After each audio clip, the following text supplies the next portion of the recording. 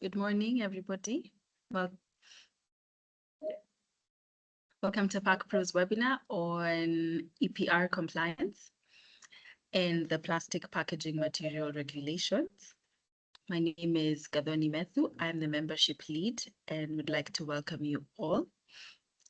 In this meeting, we have representatives from the import sector, freight forwarders, clearing agents, manufacturers, representatives from the authority, the National Environment Management Authority, representatives from industry associations, our partners, the Flour Council, East Africa Grain Council, the Shippers Council, KIFWA, the Association of Kenyan Suppliers, the Kenyan Private Sector Alliance. We thank you all very much for helping organize this webinar. And as we begin, I will hand over to the CEO who will give the welcome remarks and just some guiding principles as we go through the webinar is that we will have a number of presentations, as you can see on the program that has been shared, and we will have our Q&A session after the presentation. We do ask that if you have any questions as someone is presenting, kindly put them in the Q&A section and not the chat section. It will be easier for us to put all the questions together. Other than that, currently all of your microphones are on mute, and when we get into the Q&A section, we will unmute you to be able to ask questions for those who want to participate vocally. Karibuni sana, and over to you, Joyce. Thank you, Gadoni. I hope I'm audible to everybody. Gadoni, you can hear me? Yes, we can. Okay, excellent. So I think good morning to everybody. I think all our distinguished guests from the National Environmental Management Authority, all our partners, as Gadoni has mentioned, who helped us to bring this to fruition, the Kenya Ports Authority, Kenya Freight Forwarders, the Shippers Council of Eastern Africa, and all distinguished importers in the room. I think a warm welcome to you on this cold day, depending on where you are.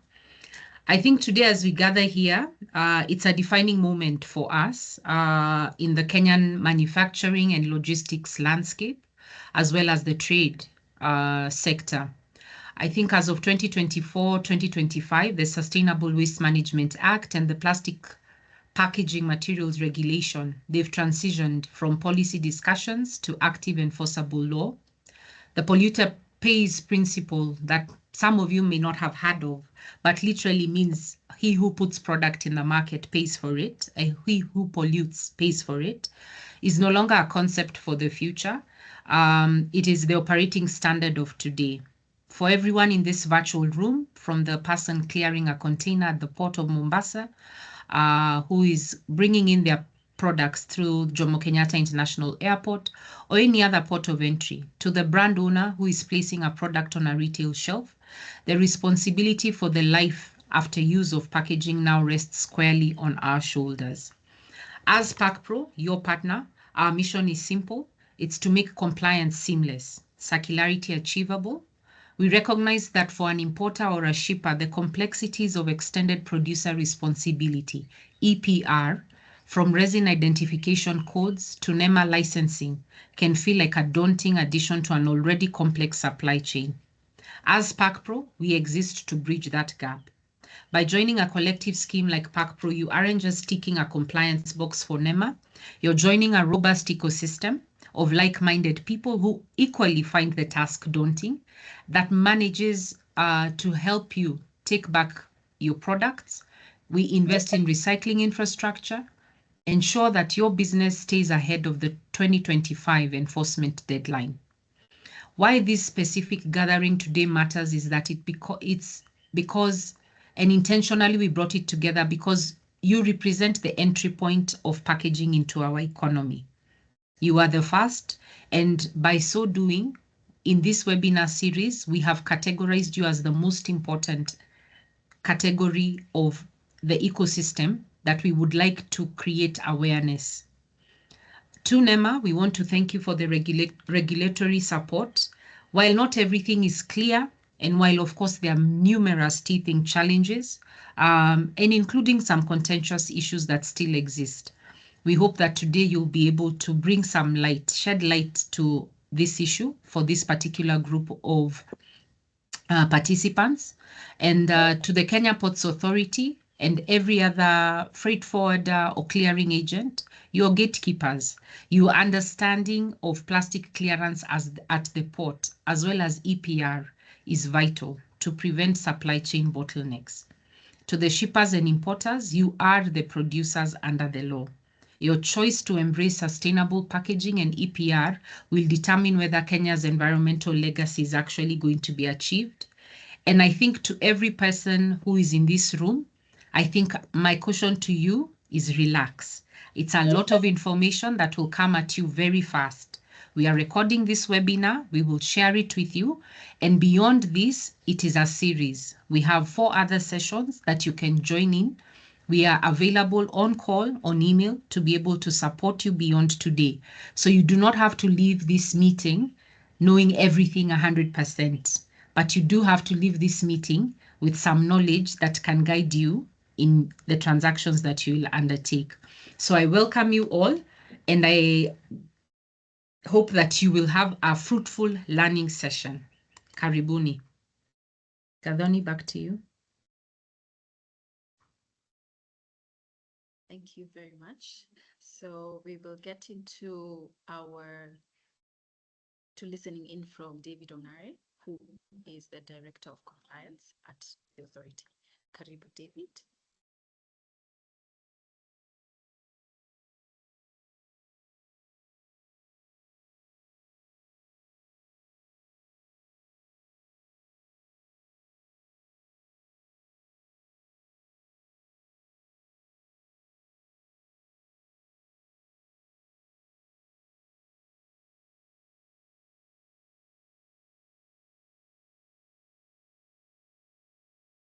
Hello. Hi, David, we can hear you. I can't hear you. You are very faint. Can you hear me, David? Yes, I can hear you now. Okay. Am I good to go? Yes, you're good to go.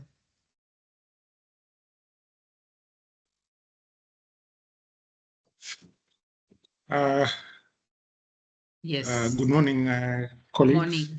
Yes. I have someone supporting me here with some ICT challenges a little bit. It's good to see all of you here, Joyce and Gadhoni and our distinguished stakeholders. I have 2 of my colleagues in this call also. I have Aisha and Alex. And as Joyce has mentioned, this is one in a series of webinars. Here on the 24th, we have EPR and plastic packaging material compliance obligations. Then on the 3rd of March, plastic packaging clearance obligations and the role of PROs. Then 10th of March, EPR import fee clearance certificates, requirements and rationale. And 17th of March, safeguarding compliance status, EPR fees and due diligence reporting. So in a sense, the series that follow this opener are the ones which will delve, I imagine, into the technical aspects of this regulation. So I'm making these opening remarks really on behalf of the DG. And I'm hoping then that we can align or partition the questions so that they are relevant to the various series.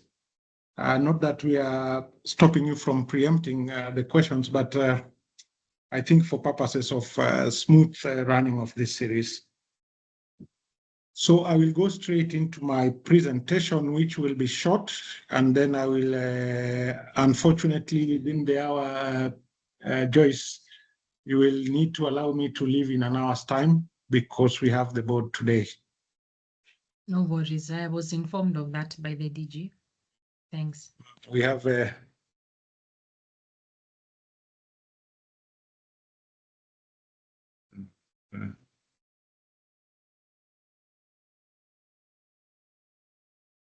very much. Would want to share this. Can you see my slides? No, have you started sharing them? Yes. No, we can't see them. 1 second. Okay.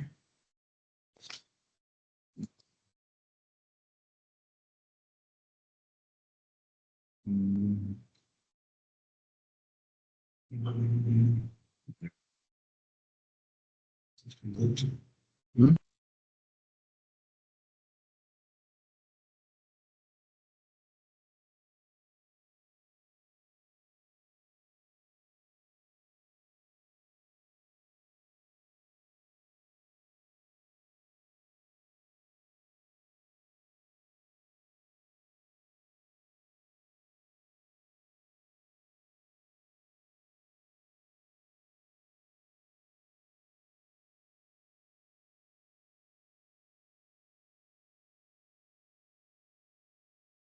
Yes, now we can. You can just Okay, you can see no, it. you go back. Yeah, there. Now you can put it in slideshow. Yeah, there we go. Thank you. All right. Thank you. Sorry for the slight hiccups. I will go straight through my presentation, and I think those of you who are conversant with the regulations, I will urge that we look through both the EPR regulations and the plastic regulations. The EPR regulations slightly longer than the plastic regulations, but these are very, very small regulations. So I would urge that we all take some time to go through them. And as all regulations are designed, these regulations have given the definitions for all the technical terms that are applied. And so I'll urge that during the course of this, of course, the discussions, you are at liberty to ask for some of clarity on this. And we have been engaging both with PAKPRO and KAM on some of these issues which were not too clear, a bit fuzzy, if I may call it that. And I think we're starting to get some direction. So this is the outline of this presentation. And then, of course, we'll finish with the compliance obligations. So this slide really just tries to give the context for which NEMA is set up, established under the Act, MCA, and of course to coordinate and supervise all matters environment in Kenya and to implement the environment policy on behalf of the government. So if you see the last bullet, it's the most critical here is the integration of environmental considerations into development policies, plans, programs, and projects in order to ensure sustainable development. And now, if we look at what the object of EPR is, so that we hold producers responsible for the entire life cycle of products. And then it's really duty of care. So mostly at post-consumer level, we have had instances or incidents where products are out there in the environment causing all manner of pollution and therefore denying both present and future generations the right to a clean and healthy environment. Similarly, one of the objectives of these regulations is to move our country toward a circular approach of doing business so that waste can also find value and it doesn't become a nuisance or a menace to society. So I've already mentioned the objectives of these regulations. And secondly, to provide a framework for operation of EPR schemes, extended producer responsibility schemes, and to operationalize one of the global principles of environmental management, which is the polluter pays principle.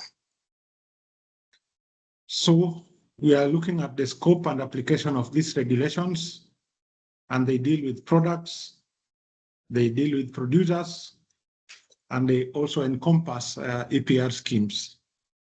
And the EPR schemes can be individual, And of course, we also have the collective EPR schemes, such as the one PAKPRO is currently running.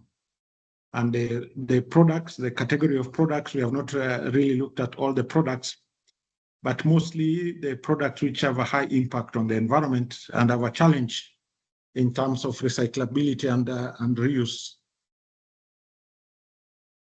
So what are the obligations of a producer? These ones are really set out in the regulations. It's the duty of a producer to register with the authority, and I'm glad to report that quite a number have already done that.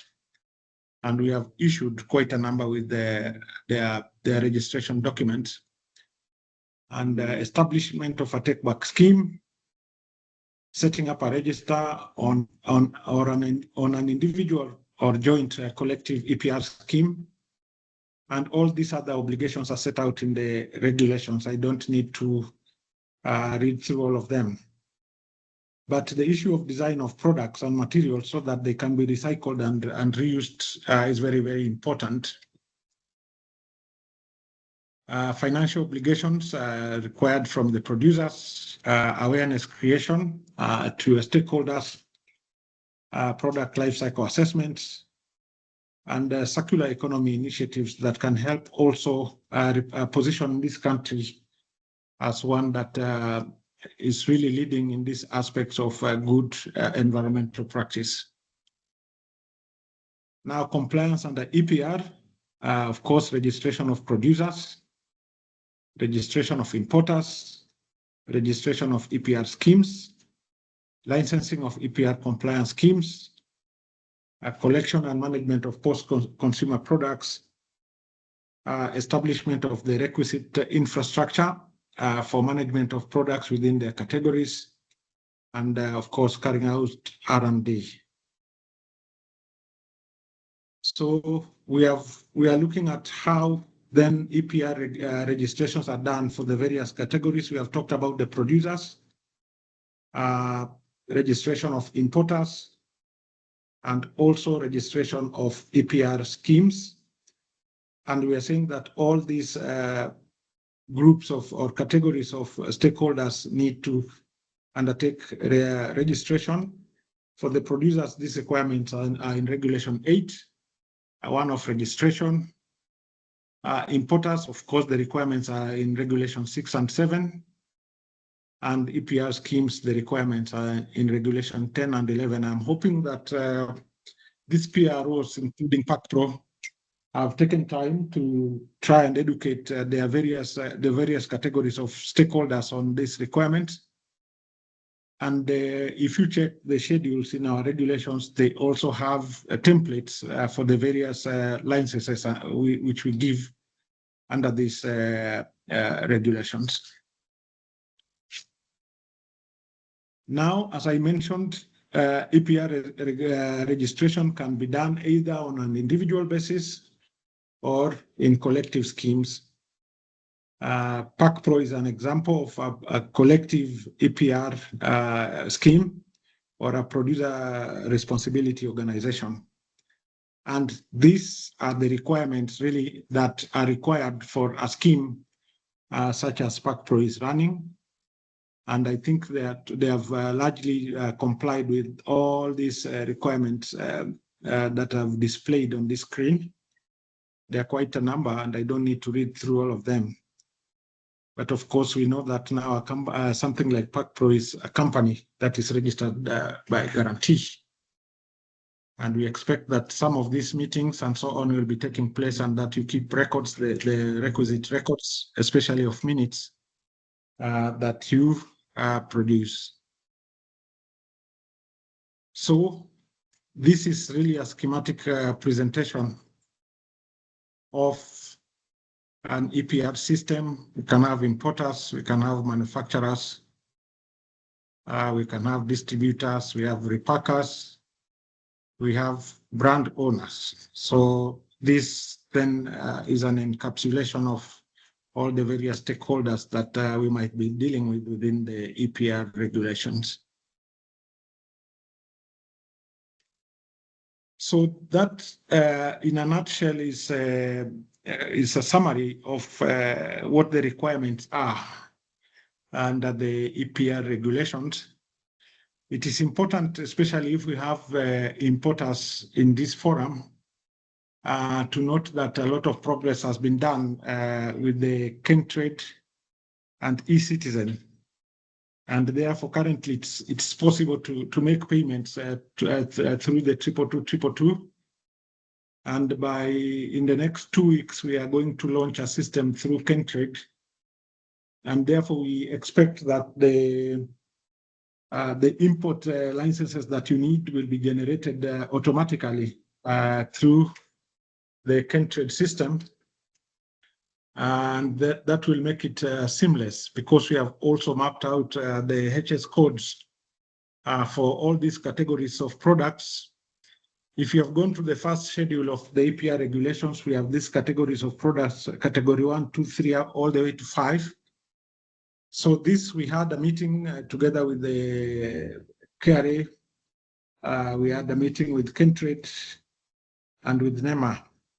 And therefore, it will not be a complex process to accomplish. Once payment is done, then the KenTrade system should be able to generate your import license for you, and to assist then with the clearance at the port of entry of your goods and products. The issue with the plastic packaging material is really quite simple. This regulation is very small. If I recall, I think it's about seven pages, and this follows from the ban on the plastic carrier bags in 2017. So we have these regulations of 2024 of plastic packaging, and really is to minimize the usage of plastic in our environment. But you can see that also within this regulation, there is requirement for EPR compliance, which are either individual or collective. Therefore, this requirement is very similar to what we have in the EPR regulations. And this also has captured the issue of the color code and the issue of minimum recycling content, which has been put, I think, at about 30%. But basically to look towards more suitable alternatives. So if you look at these objectives, really is to move ourselves towards the more damaging, away from the more damaging modes of plastics. And we look at alternatives which are suitable, and also to promote recycling, the recycling sector in our country. So this regulation, together with the EPR regulations, are all contributing to our circular economy objectives for Kenya. And these regulations apply, of course, to carrier bags and plastic packaging materials, and all plastic packaging materials on imported products. So you will notice that initially NEMA used to give what we used to call clearances. But now since now these regulations came into place, we are actually issuing licenses. And here are our commitments to those who apply, that a decision will be reached within 21 days. And these decisions, and also for EPR, a decision does not mean that it's only an approval. There can also be a rejection. And also within the EPR regulations, please note that the licenses we give can be revoked in case that there is malpractice. The license we give here is valid for 12 months. So I've mentioned the licenses I've replaced what we used to give as clearances or exemptions. Now we have to have a criteria for authorization. Of course, there are those categories of goods or products where we cannot have suitable alternatives. For example, medications and so on, or to maintain product integrity while on transit and stuff like that. So there are those traditional plastics which are still being applied in areas where there are no suitable alternatives. But where they are, then we look at issues also of recyclability. We want to minimize overpackaging. And of course, if things are for export and there are standards that require that you use the traditional plastics, then those ones then are allowed to proceed. Like any other regulations, of course, we don't want to dwell too much on offenses. We are moving into modern methods of doing regulatory work, and this is move away from the command and control kind of thing. We are looking at holding conversations such as this ones. We reach a point where it's more or less a win-win kind of situations. So, but you need to declare and you need to apply. That's all I'm emphasizing here. So if you want to manufacture plastic carrier bags, flat bags, or plastic films, importing or exporting them, selling or offering for sale, so for retail and so on, this then can either constitute an offense or a compliance. So the application process is quite simple now. You go to the NEMA process, you register, login, and then you'll be guided on a stepwise method by which you will obtain your license.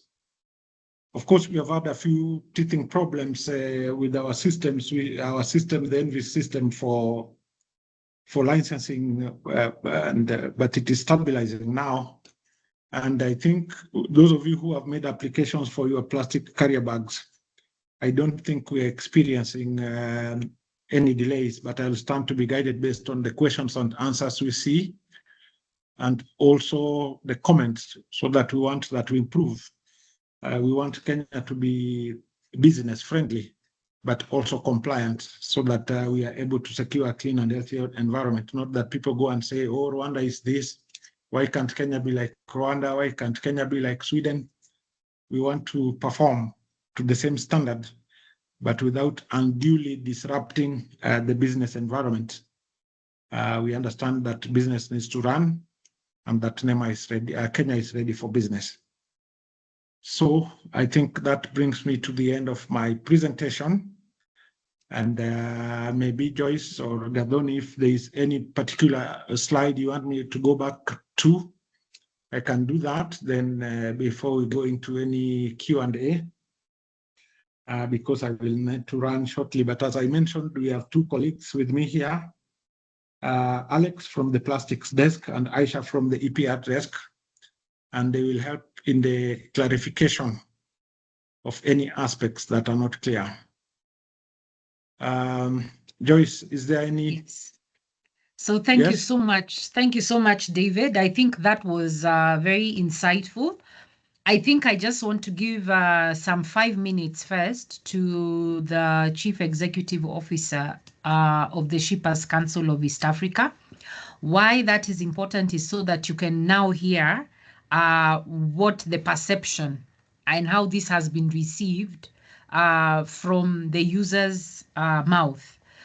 So before we get into the question and answer session, I think it's a good way to segue into that session. So let me allow Mr. Agayo Ogambi to just say a few remarks. Then we segue into the Q&A.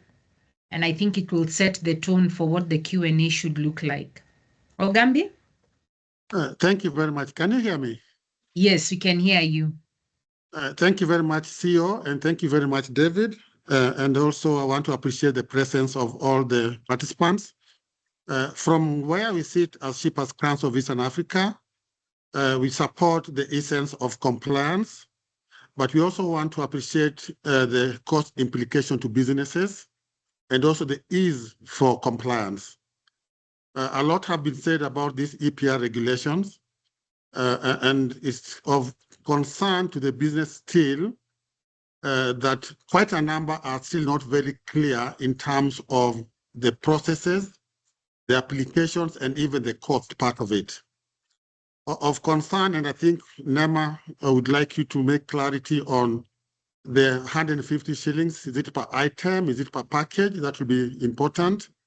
And actually, the other issue that we'd like clarity on is at what point in the importation processes does one apply for the permits? Kenya is heavily regulated, and the businesses are really feeling the pain. I appreciate your essence of saying business friendly and competitive, and you talked about Rwanda. But as businesses, we are really constrained to the extent that businesses are thinking of closing down their businesses because of too much regulations. We support sustainability, we support clean environment, but of concern is the numerous and many levies and fees being introduced. We are currently thinking of consigning levies and fees as NTBs because they quite take some time for application processes and approval. And just a quick question, why would you take 21 days to make a decision? Can that be shortened for maybe 5 working days so that the businesses are not constrained? Number 2 is to ask, what is the role of PROs and NEMA in ensuring that the waste are collected and managed appropriately? So we appreciate there's a regulation passed by Parliament, but we also like to appreciate the impact of this on businesses. And then second last is the possible delays in port clearances. Our port is currently constrained, and just like to appreciate that this intro will not in any way contribute to further delays at the port. Number 2 is the automation aspect. Has the system been piloted, proven to be sustainable, and will deliver without delays? And what happens in the event that the systems are down? So we want to support NEMA, but we also want NEMA to be considerate of the pains that the businesses are going through today, and not only in terms of cost, but also in terms of the many permits and licenses they want to get to do business. So, David, we appreciate what you are doing, but we also want to appreciate your understanding on the pains to businesses. The PROs are voluntary and they are being paid money by our members and the manufacturers. So are we seeing a situation where we are paying twice or we are levied twice? Would like clarity on that so that businesses can thrive, create employment, and grow the economy. I thank you, and we wish to continue engaging. I know we have presented a memorandum of concerns. It's not fully settled, but we believe that through discussions, we are able to resolve some of these challenges. And we need to appreciate that the world is competing on efficiency and cost. My fear is if we continue this way, then we are becoming uncompetitive even in the region. We'll end up becoming a supermarket for finished goods because our production costs are uncompetitive. I thank you, and we wish that NEMA could be considerate to the pains of the businesses. Thank you very much. Thank you, my dear friend Ogambi. I knew it would be a good segue into the Q&A. I can see the Q&A session, the chats really picking up. David, maybe let me allow you to respond to those issues that have been raised. They are pertinent, and I think they capture a lot of the spirit of the other questions in the chat. And then based on time, then I can allow maybe the other colleagues from NEMA to respond to these ones.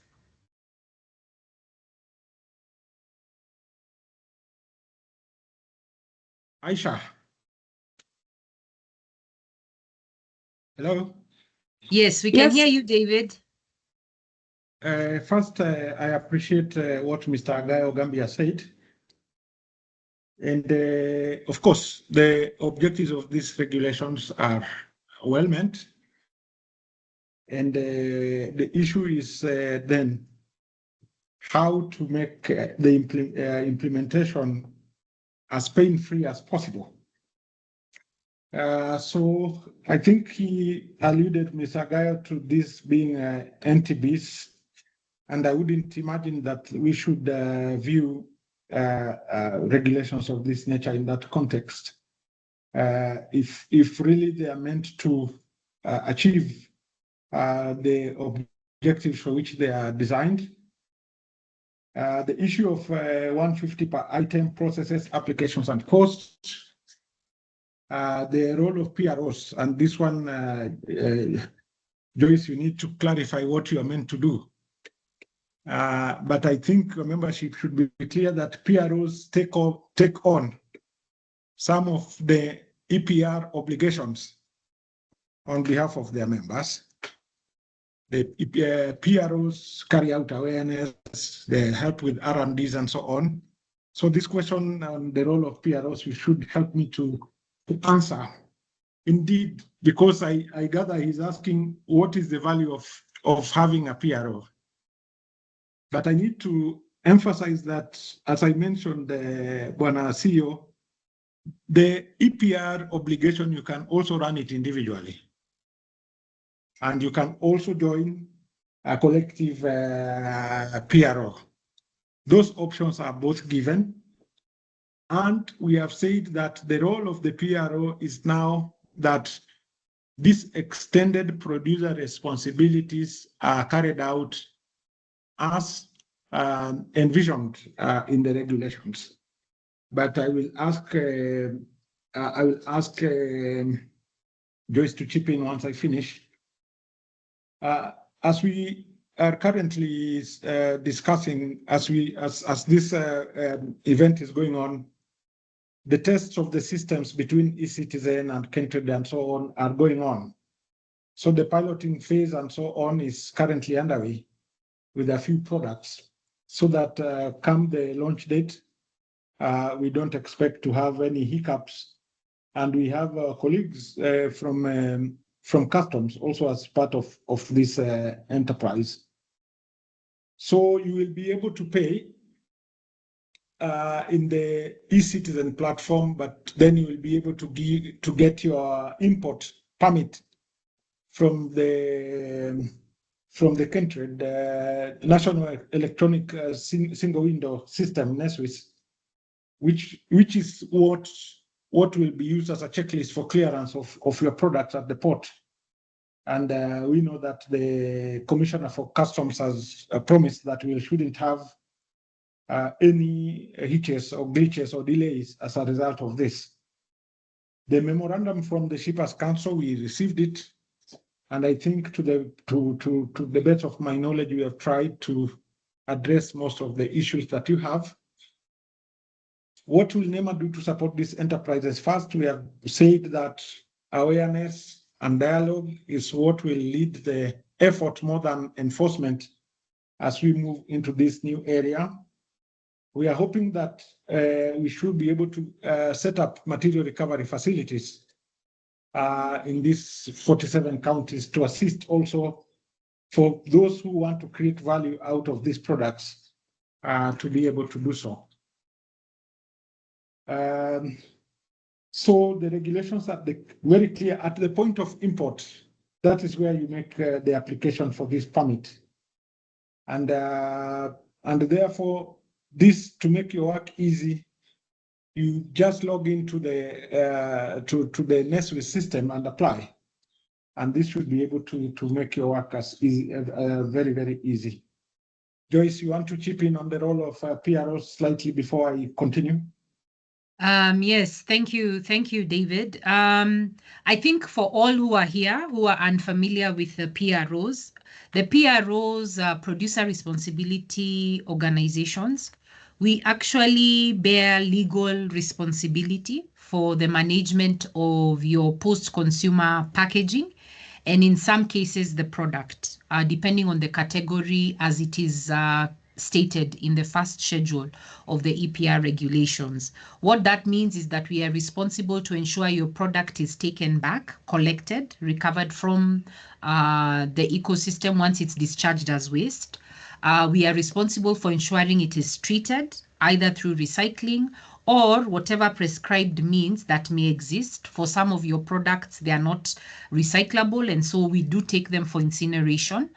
And then, of course, we also provide advocacy, engagement, knowledge awareness, not just to yourself, but also between your businesses and the regulators. And regulator is NEMA, yes, but you will have instances like we are right now, where we are having engagement with the Ministry of Trade and Treasury around what are the potential rebates we can get for companies that are deploying some of these measures to their fullest. For instance, they are using recycled content in their packaging.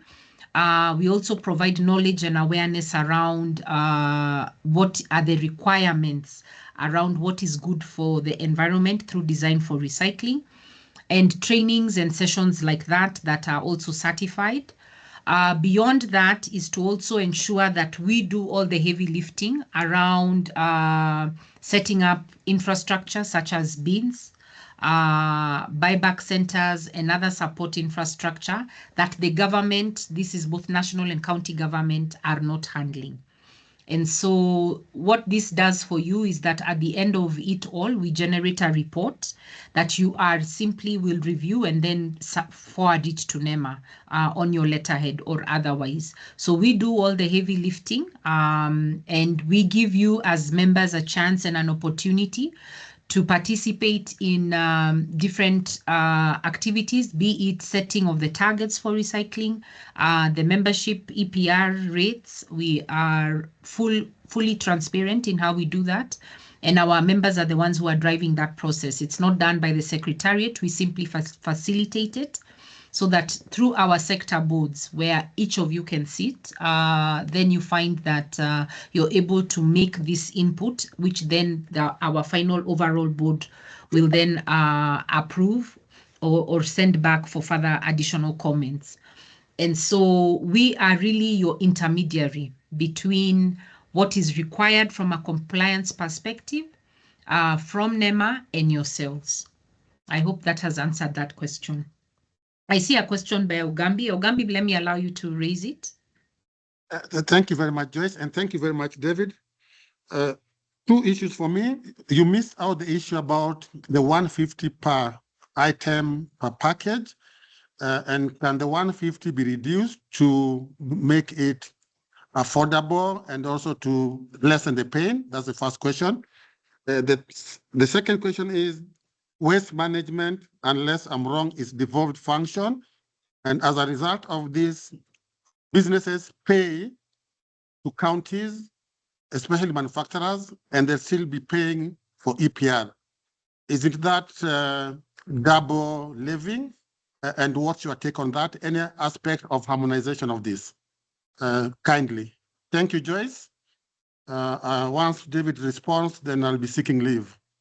Okay, that's fine. Then I think I'll allow Kailash and Crispin after David responds to you. I think there are several initiatives going on at the same time. We have an initiative under the Ministry of Trade currently going on to harmonize all levies, fees, and charges across both national and county government. So these ones have been done, and I wish, I don't know whether Mr. Ogambi has been part of this process.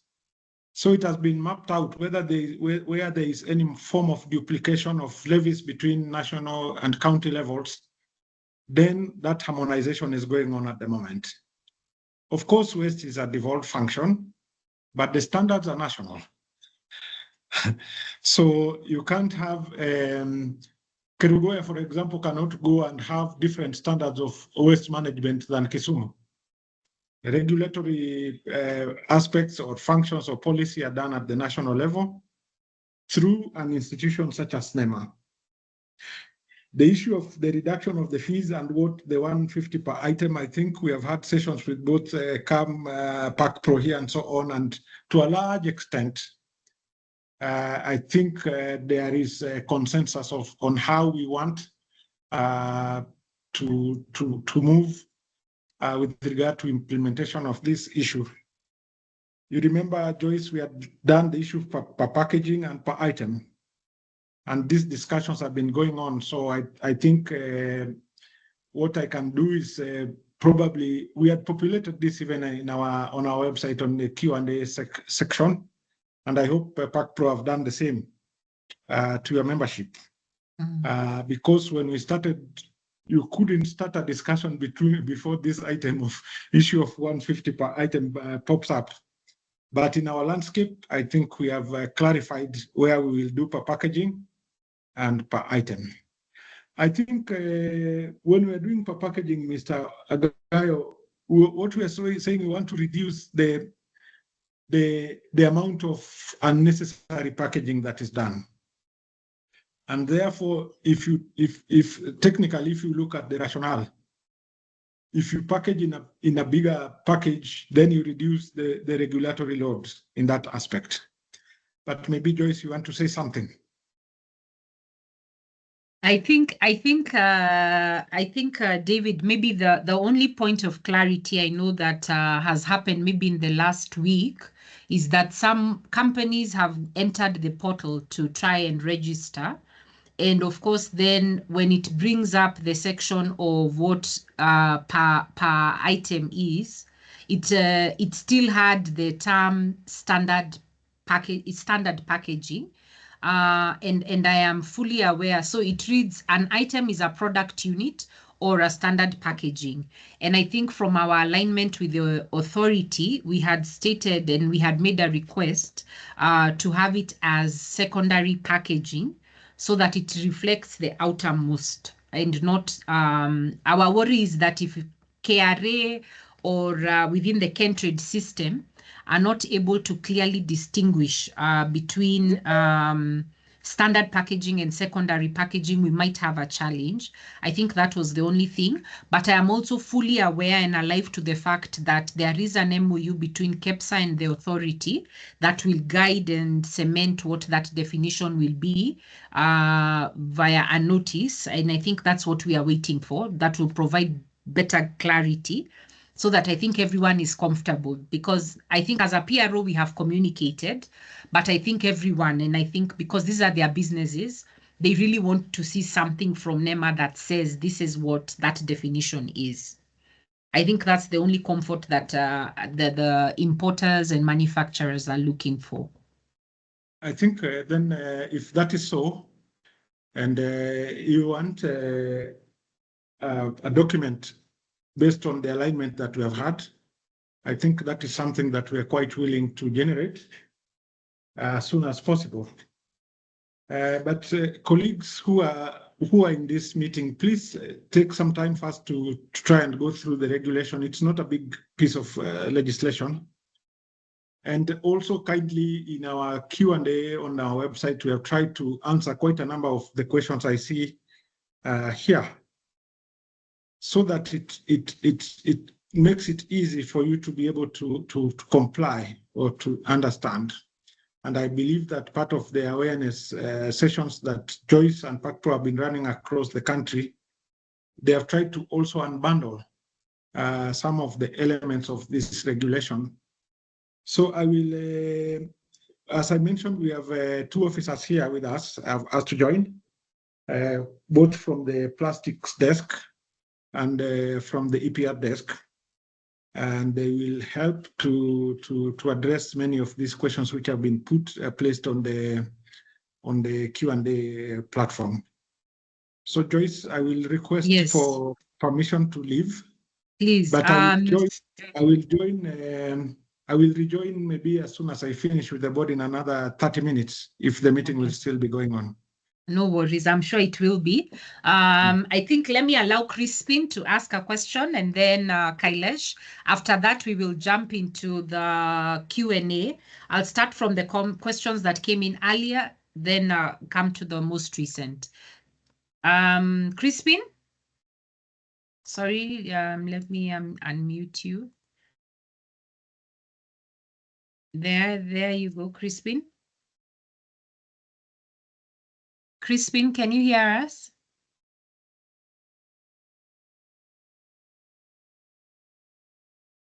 Can you hear me? Okay, Kailesh, maybe go.